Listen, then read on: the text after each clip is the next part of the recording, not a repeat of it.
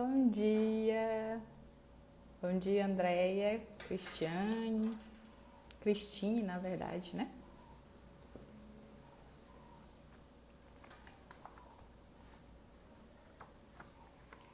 Renata, bom dia.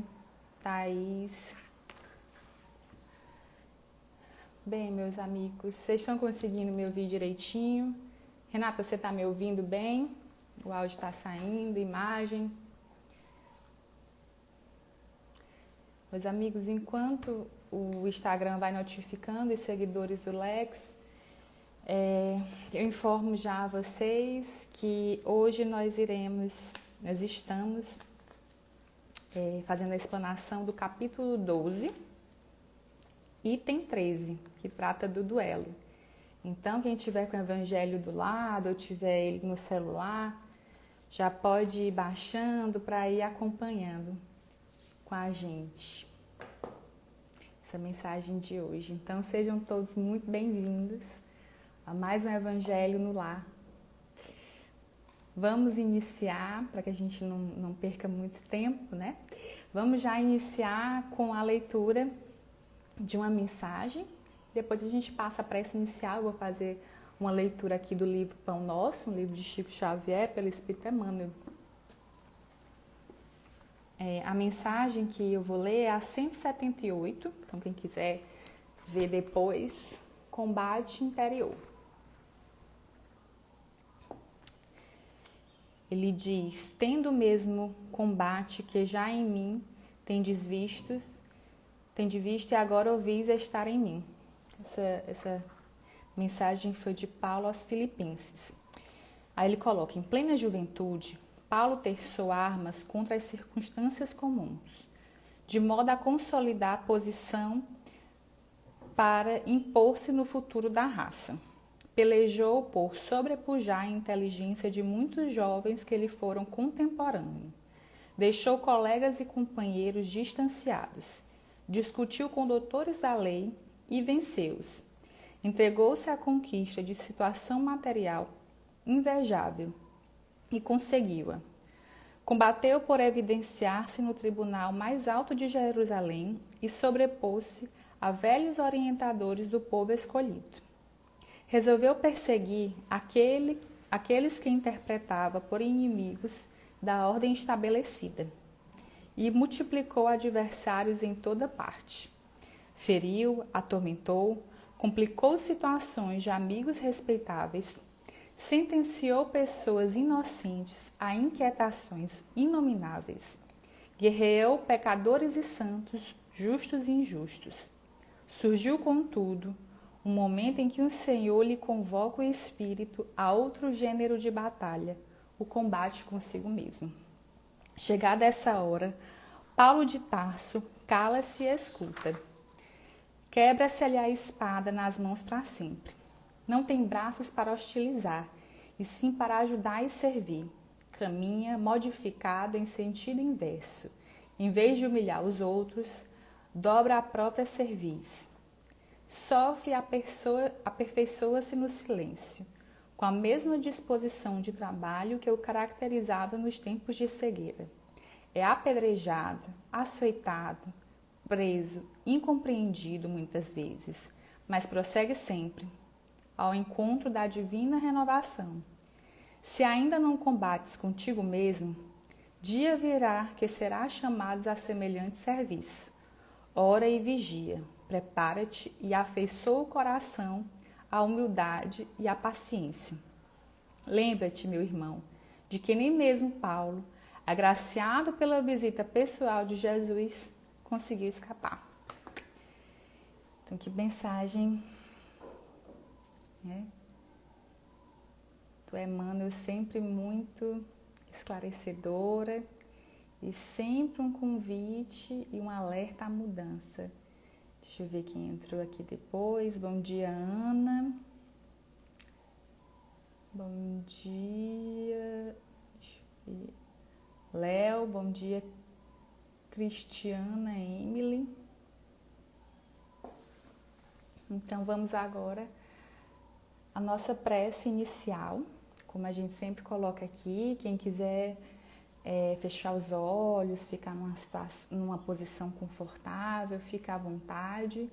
O objetivo não é um ritual, mas é para que realmente a gente consiga, nesse momento, se desconectar dos problemas, né, do mundo lá fora, trazer nossa atenção e nosso coração para receber a mensagem do Evangelho de Jesus Cristo. Então vamos buscar relaxar, nos tranquilizarmos e elevarmos os nossos corações ao alto. Mestre amado Jesus, obrigada, Senhor, por mais esse momento, por mais essa oportunidade de servir no bem. Nós te pedimos que abençoe nossos corações, os nossos lares, que prepare nesse momento os nossos corações como um terreno fértil a receber a semente das mensagens cristãs. Abençoa a nossa família, os nossos amigos, dá-nos o esclarecimento necessário dessa mensagem que será lida e explanada. Concorre o auxílio da espiritualidade amiga, dos nossos mentores espirituais. Que assim seja. Bem, nós estamos essa semana trazendo o capítulo 12, que diz: amai os vossos inimigos.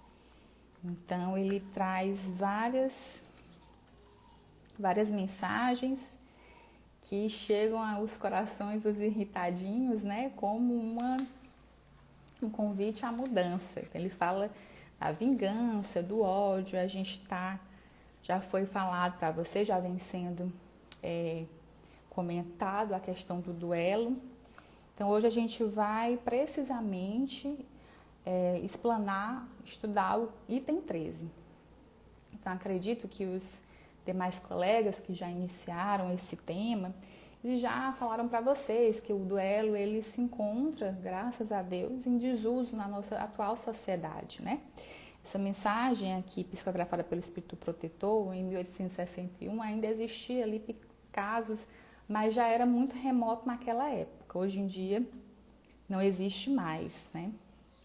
E aí ele coloca bem no iníciozinho da mensagem: o duelo é, como antigamente, o que se chamava julgamento de Deus, uma dessas instituições bárbaras que regem ainda a sociedade. Que direis, entretanto, se visseis mergulhar os dois antagonistas na água fervente, ou sujeitá-los ao contato de um ferro em brasa, para resolver sua querela e dar razão àquele que suportasse melhor a prova? Chamarias a esses costumes de insensatos? O duelo é pior que tudo isso. Para o duelista emérito, é um assassinato cometido a sangue frio, com toda a premeditação desejada, porque ele está seguro do golpe que dará. Para o adversário, quase certo de sucumbir, em razão da sua fraqueza e da sua inabilidade, é um suicídio cometido com a mais fria reflexão. Eu sei que, frequentemente, procura-se evitar essa alternativa, igualmente criminosa, atribuindo-se ao acaso. Mas então, não é sob uma outra forma um retorno ao julgamento de Deus na Idade Média? E ainda, nessa época, era-se infinitamente menos culpado. O próprio nome julgamento de Deus indica uma fé ingênua é verdade, mas enfim, uma fé na justiça de Deus, que não podia deixar sucumbir o inocente, enquanto que no duelo se conta na força bruta de tal sorte que frequentemente é o ofendido quem sucumbe. Por que que ele começa ali, ele fala essa questão do julgamento de Deus na Idade Média, né? Só para deixar claro que na Idade Média, eles quando algumas pessoas tinham querelas a resolver, disputas, eles submetiam ali eles a situações que colocavam sua vida em risco, e aquele que sobrevivesse era aquele que realmente era o correto, que Deus havia escolhido, porque eles diziam que Deus não deixava um inocente a sucumbir.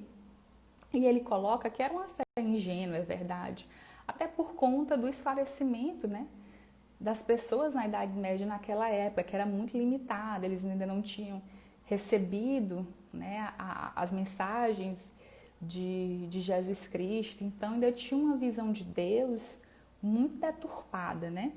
É diferente do que a gente tem hoje em dia.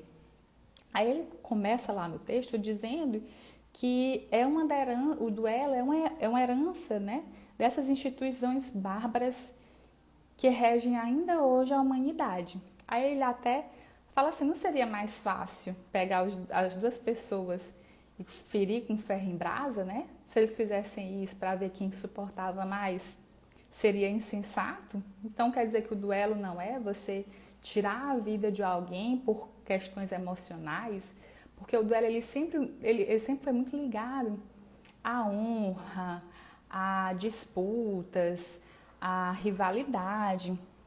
A gente vê de uma forma muito bonita, né, nos filmes de Velho Oeste, aquele ator muito galante, todo arrumado, todo na pose, puxando uma arma como se fosse algo bonito, mas na verdade não era aquilo que acontecia, né?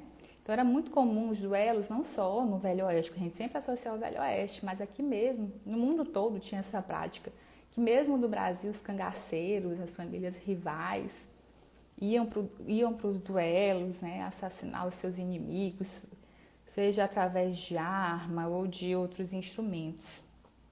Então era algo muito absurdo, né, de se pensar, você tirar a vida de alguém porque você se sente ofendido.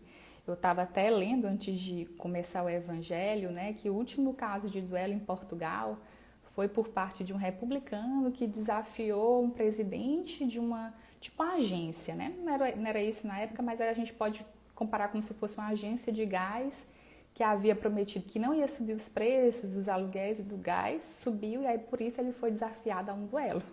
Vocês imaginem isso hoje em dia, né? Com a nossa atual política. Não ia sobrar nem político nem eleitor. Então, uma coisa muito bárbara e impensável. E aí ele coloca que o duelista emérito, né, ou seja, aquele duelista que tem mais prática, mais experiência, ele é um assassino, um assassinato cometido a sangue frio, com toda a premeditação desejada. Porque geralmente era uma pessoa que às vezes vinha de uma posição social mais elevada, que desde muito cedo tinha contato com armas, com espadas, então era alguém que sabia dominar a arte, né, de usar aquele artefato, ou que tinha uma projeção do corpo mais adaptada para poder ser mais rápido no gatilho. E ele ficava, acho que o Evangelho fala disso, vai falar mais na frente, ele ficava ali dias, né, treinando, ele desafiava o duelo, marcava lá o dia, aí ia um juiz que era imparcial para julgar e ia os padrinhos, então ele ficava dias e dias premeditando, treinando a forma mais rápida de matar a pessoa. Então era um crime premeditado, a sangue frio. E ele coloca que aquele outro adversário que era fraco, não tinha habilidade, ele é comparado a um suicídio, né, cometido com a mais fria reflexão, porque ele sabia que não tinha condições de vencer, sabia que ele não tinha habilidade. É que nem uma discussão. Se você sabe que você não tem bons argumentos, você não entra na discussão para sair de lá humilhado. Você sabe que não tem condição, né? Aí você tá ali perdendo tempo. E é engraçado que essa questão do suicídio, né? Era essa questão do duelo e do adversário, era uma coisa tão assim ligado à honra, que essas pessoas, esses adversários que perdiam, muitas vezes eles nem morriam por conta de um golpe fatal. Às vezes eles ficavam ali duelando e aquele que ficasse mais debilitado, mais fraco, né? O juiz ia lá e decretava que ele tinha perdido e o outro tinha ganhado.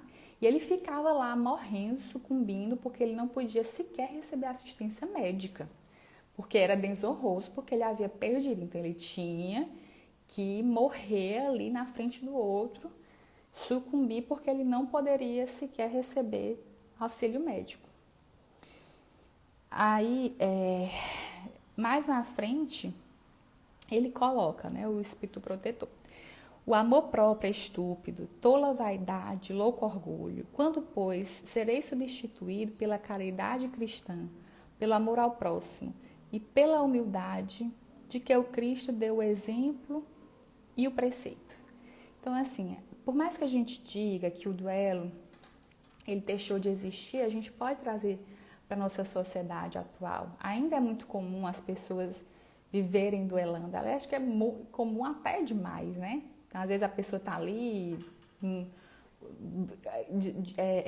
desencadeia uma briga, às vezes numa festa, porque uma pessoa olha feio para outra, porque acha que está olhando para sua mulher, e se zanga, e vão para a rua, e atiram, e matam.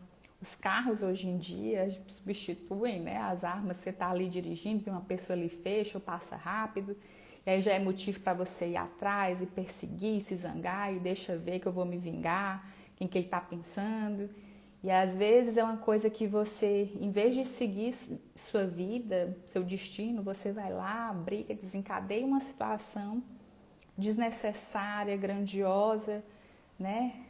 Uma briga, às vezes pode até ocorrer agressão física porque você não conseguiu tolerar. Então esse sentimento bárbaro de vingança, de honra, está muito atrelado ali nos primórdios da sociedade, em que o homem precisava demonstrar que era mais forte para o outro, para dominar. E nós, como espíritos eternos, que passamos por sucessivas reencarnações, ainda trazemos muito esse conceito de querer dominar, de não levar desaforo para casa. A prof. Anúbia colocou: os duelos acontecem das formas mais sutis, às vezes quase imperceptíveis. Por exemplo, uma indiferença entre os colegas de trabalho. Você entrou no ponto que eu queria chegar, né? A questão da língua, as nossas línguas hoje em dia são pior do que os projéteis de fogo antigamente, porque a gente usa a língua para perseguir o outro, para desferir golpes de palavras duras, né? Nós somos muito sensíveis com a gente. Ninguém pode nos ofender. Às vezes a pessoa fala com você, ela nem está lhe ofendendo. Às vezes é porque é uma pessoa que não recebeu uma educação no lar, de como falar, de como se dirigir aos outros, cresceu num ambiente onde todo mundo é muito agressivo nas palavras, então ela não consegue nem medir. Aí a pessoa chega, lhe diz uma coisa, você com seus milindres já se ofende, desencadeia uma situação desnecessária, perturbadora. Hoje em dia as redes sociais, elas se tornaram verdadeiras armas, né? As pessoas perseguem umas às outras porque não gostam, como a professora Nambi colocou, ou no trabalho, ou porque tem opiniões diferentes de você. Porque, gente, a gente vive num mundo, como eu coloquei, nós somos espíritos milenares, a gente já passou por diversas experiências no mundo espiritual, no mundo físico. Então, o conceito de felicidade para você não é o mesmo que é para mim. Eu tenho minha forma de enxergar a vida, eu tenho uma forma de me portar, eu tenho os meus gostos. E não cabe aos outros quererem dizer como que eu devo me adequar. Eu preciso seguir uma vida cristã, mas eu tenho as minhas preferências, minhas inclinações. E a gente precisa tolerar as pessoas, né? Independente da sua posição. Mas a gente não tolera, a gente quer que as pessoas tenham a mesma opinião política que nós, que sigam a mesma orientação que nós, sexual, religiosa. E não é assim. A gente precisa acolher e respeitar. E essa é a palavra que Cristo nos trouxe, essa conduta cristã. Então a gente precisa substituir esses padrões que nós construímos ao longo das nossas encarnações, a dominação do mais forte, de não levar desaforo para casa, pela conduta cristã, porque está com 2020 anos que Cristo esteve na Terra e disse, né, bem-aventurados os brandos e pacíficos. Então nós precisamos buscar essa conduta cristã.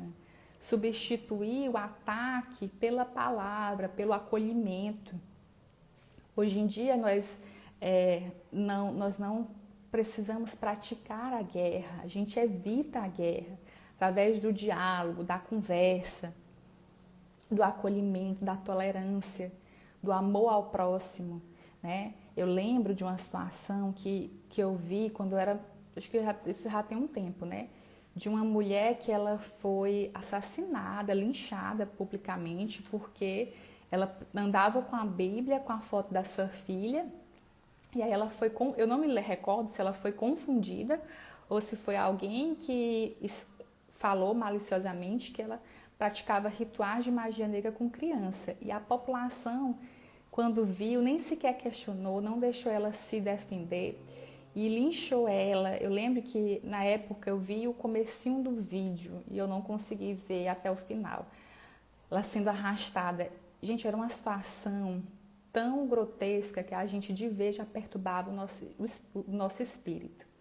Então, assim, a gente percebe o julgamento equivocado, a consequência que um julgamento equivocado traz na vida de uma pessoa. Eu fico imaginando esse espírito quando desencarnou, porque ela deve ter recebido o auxílio da espiritualidade, mas os traumas que esse espírito vai carregar dessa agressão. Eu fico pensando na criança que se tornou órfã, que perdeu o convívio com a mãe por causa de um julgamento errado. Um marido que perdeu a sua esposa, a sua companheira, uma mãe que viu a filha sendo assassinada cruelmente, injustamente, sem poder defendê-la. Então, quando a gente duela, quando a gente ofende uma pessoa, a gente não prejudica só ela, porque nós não vivemos num mundo sozinho, a gente tem família, tem amigos, afeta a vida de todo mundo que está ao nosso redor. Então, quantas pessoas, por raiva, por perseguição, inventam, criam uma história daquela outra pessoa, denigra a imagem dela, assassina a outra de forma bem mais cruel do que o duelo, porque no duelo pelo menos a pessoa chegava, dava um golpe, matava e pronto. Agora com a internet não, você cria uma difamação, você inventa uma história daquela pessoa, aquela pessoa ela é perseguida, a família dela é perseguida, ela vai morrendo aos poucos e às vezes toma até a atitude de cometer o suicídio. Então, é muito importante que a gente tenha essa consciência do outro, das nossas atitudes, porque o espírito protetor, ele finaliza que só então desaparecerão esses preconceitos monstruosos que governam ainda os homens e que as leis são impotentes para reprimir, porque não basta interditar o mal e prescrever o bem, é preciso que o princípio do bem e o horror ao mal estejam no coração do homem. Então, só quando a gente conseguir, de fato, ter a prática cristã, ter a humildade no coração, ter uma conduta, né, não só de atos, mas de pensamentos brandos e pacíficos, é que nós vamos conseguir mudar esse mundo em que vivemos. E hoje em dia a gente tem muito mais ferramentas do que a gente tinha antigamente para adquirir essa consciência individual e coletiva. Eu me recordo que não está com muito tempo não.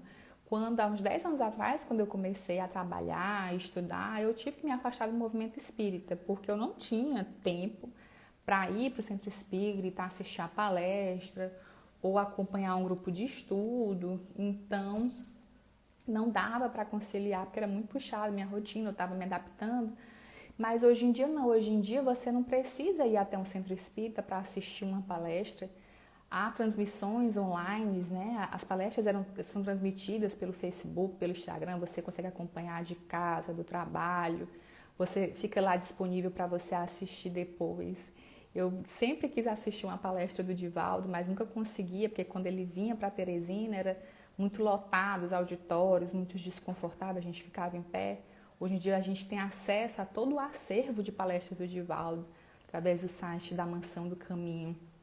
Então, a informação, o conteúdo, nós estamos recebendo, né? Mesmo nessa pandemia, a gente aqui no Lex continuou com todas as nossas atividades, com atendimento, com os estudos, com as lives. Então, o conhecimento chega para a gente, para que a gente possa realmente refletir e mudar nossas atitudes, e pautar as nossas atitudes no bem, né, os nossos atos. Até o mal também chega mais, né? A gente consegue dar uma visibilidade maior às condutas baseadas, as condutas erradas, equivocadas. Então você consegue ver mais, você consegue acessar, você consegue combater o mal. Então nós temos mais ferramentas para conseguir fazer com que esse sentimento de ódio, esse discurso de ódio que povoa a nossa terra, ele consiga desaparecer. Eu estava conversando essa semana com a minha irmã ela disse assim, deve ser tão bom morar nesses países desenvolvidos, porque você consegue transitar em qualquer lugar a pé, você vai resolver suas coisas a pé, você se movimenta, você consegue ir para um parque, fazer um piquenique com a sua família, com namorada. Eu falei assim, se tu tá ambicionando um país mais desenvolvido, quem dirá um mundo regenerado, onde há um predomínio maior do amor através do ódio. Então vamos ambicionar um mundo regenerado. E esse mundo regenerado, nós que estamos construindo. Cabe a nós mudarmos, né? Construirmos esse futuro do planeta Terra. A gente tem que sair dessa posição ilusória de que vai chegar uma data em que o Sol vai nascer no mundo de provas e expiações e vai se pôr no mundo regenerado. Como se Deus fosse fazer que nem o Homem de Ferro no final dos Vingadores, que desse um estalo e o caos acabasse na Terra, gente. Vamos deixar essa ilusão lá para os filmes da Marvel. Aqui, nesse mundo de que a gente vive, na vida real, é a gente que constitui essa mudança, através do desenvolvimento da consciência individual e coletiva. Então, a gente não pode ficar achando e aguardando que os espíritos de luz desçam para a Terra. Nós precisamos elevarmos.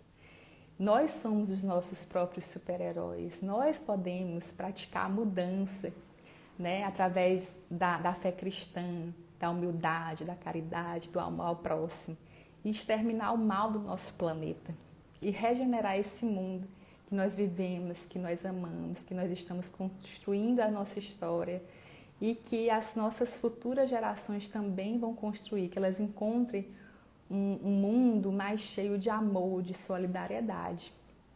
Então é essa a nossa proposta do Evangelho de hoje. A gente está com o nosso tempinho um pouquinho adiantado. A professora Núbia falou de tolerância e empatia, isso pode resolver muitos males da nossa sociedade. Verdade, a gente precisa tolerar, né? Praticar mais a tolerância, a empatia, o amor ao próximo. Então vamos para a nossa prece final. Como eu coloquei no começo, quem se sentir à vontade para fechar os olhos, fique à vontade. Mestre amado Jesus, obrigada por esse Evangelho de hoje, pelo convite de mudança. Ajuda-nos, Senhor, a combatermos os melindres, essa sensibilidade que se ofende com tudo. Nos ajuda a ter mais tolerância e empatia com o próximo, que nós possamos respeitar os outros na medida em que queremos sermos respeitados. Fortalece, Senhor, o nosso espírito para combater diariamente as más tendências, as más inclinações. Abranda, Senhor, os nossos corações, enche os nossos lábios de mel, para que nós possamos levar sempre uma palavra de amor e consolo, ao invés de veneno.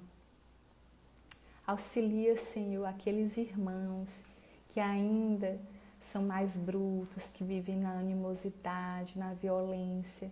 Que Teu amor, Senhor, tão forte, tão cheio de luz, invada esses corações e enche-os de amor, de paz.